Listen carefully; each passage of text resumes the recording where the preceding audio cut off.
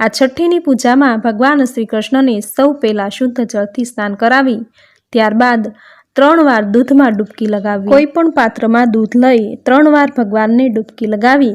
એવું કહેવાય છે કે ભગવાનને ડૂબકી લગાવતી વખતે મનની ઈચ્છા મનમાં વ્યક્ત કરવાથી વ્યક્તિની ઈચ્છા તત્કાલ પૂર્ણ થાય છે। ત્યાર પછી પંચામૃતથી સ્નાન કરાવી કેસરયુક્ત દૂધ અથવા સુગંધિત ચંદનયુક્ત જળથી સ્નાન કરાવી સ્નાન કરતી વખતે ઓમ નમો ભગવતે વાસુદેવાય મંત્રનો જપ કરવો। ત્યાર પછી કાનાની નજર ઉતારવી।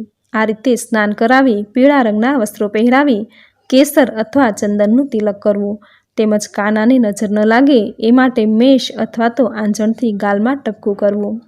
આ દિવસે કાનાને પીળા રંગના કોરા વસ્ત્રો પહેરાવવા તેમજ પીળા રંગના દોરાના અથવા નાડા છડીનું આભૂષણ બનાવી કાનાનો શૃંગાર કરવો તેમજ મોરપીંછવાળો મુગટ પહેરાવવો।